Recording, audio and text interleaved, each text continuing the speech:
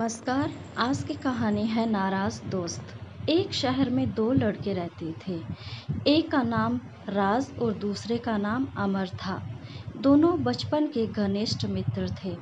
बचपन में ऐसा कोई दिन नहीं हुआ जब दोनों के बीच विवाद हुआ हो।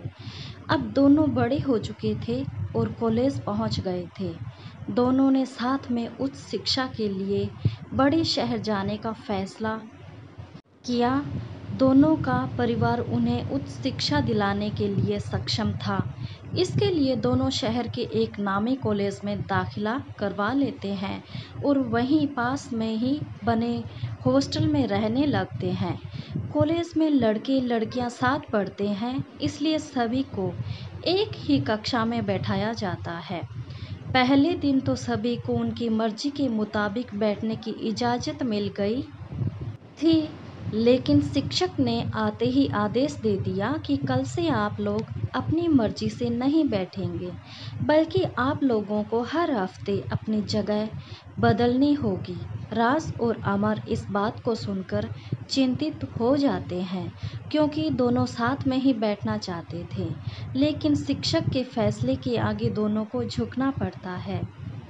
अगले दिन से राज को एक लड़की के साथ बैठना पड़ता है जिसका नाम दिशा होता है, और अमर को एक दूसरे लड़के के साथ बैठने को कह दिया जाता है।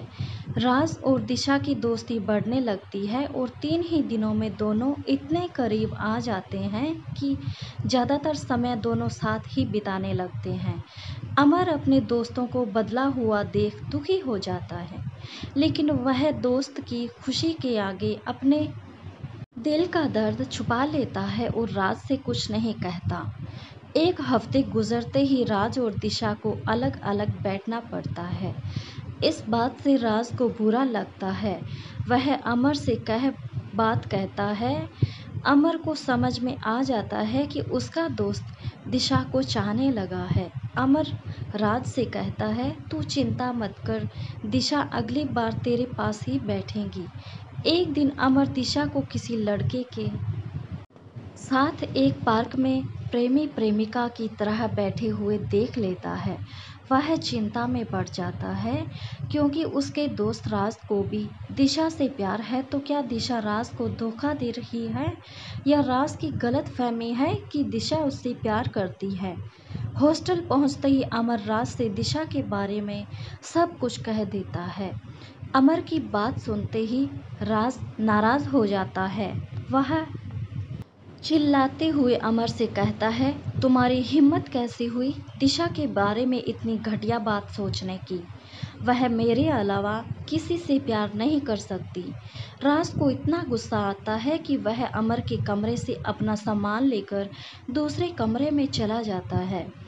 अपने नाराज दोस्त को देखकर अमर उसे रोकने के लिए पीछे भागता है, लेकिन अब दोनों दोस्तों के रास्ते में दूरियां आ चुकी थी। अमर मन ही मन बहुत पछताता है कि क्यों मैंने दिशा की बात अपने दोस्त से कही। कक्षा में दोनों एक दूसरे से अलग रहने लगे। राज के दिमाग में अब केवल दिशा ही घूम रही थी। वह अपने दोस्त को भूल चुका था। कुछ ही दिनों में दिशा ने अपना रंग दिखाना चालू कर दिया।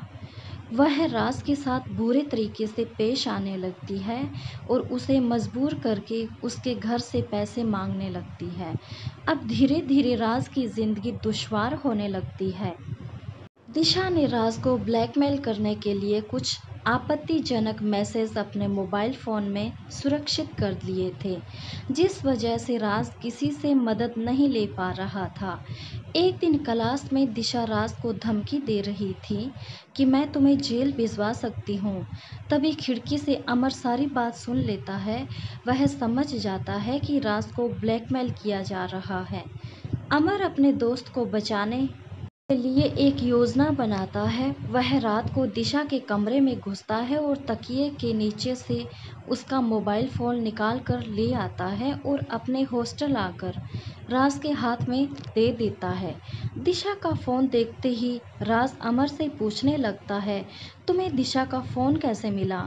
अमर कहता है, मैं चोरी करके लाया हूँ दोस्त, तू जल्दी से अपने मैसेज डिलीट कर, जिसकी वजह से वह तुझे ब्लैकमेल कर रही है।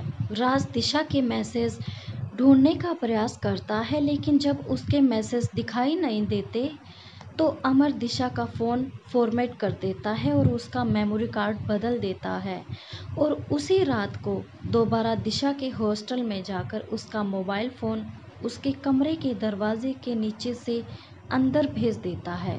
सुबह उठते ही दिशा अपना मोबाइल बिस्तर के नीचे डला पाती है। उसे लगता है गलती से गिर गया होगा और जब वह अपना मोबाइल देखती है तो उसका मोबाइल फॉर्मेट हो चुका होता है। यह देखकर उसे झटका लगता है क्योंकि उसके ब्लैकमेल करने के सारे हथियार नाकाम हो चुके थे। लेकिन फिर भी वह कॉलेज पहुंचते ही राज को नए फ़ोन के लिए धमकी देती है, लेकिन राज अब समझ चुका है कि उसके पास ऐसी कोई चीज़ नहीं है जिससे वह उसे ब्लैकमेल कर सके। राज गुस्से से दिशा का चेहरा पकड़ता है और धक्का देते हुए कहता है, दूर रहो मुझसे, और अमर के गले में हाथ डालकर मुस्कुराते हुए चला जाता है। अमर की हिम्मत की वजह से राज बदनामी से बच गया था और इस बात से अमर ने अपने नाराज़ दोस्त को मना लिया था। दोस्तों, अगर आपको मेरी कहानी पसंद आई हो तो प्लीज़ मेरे चैनल को ज़रूर सब्सक्राइब कीजिएगा। धन्यवाद।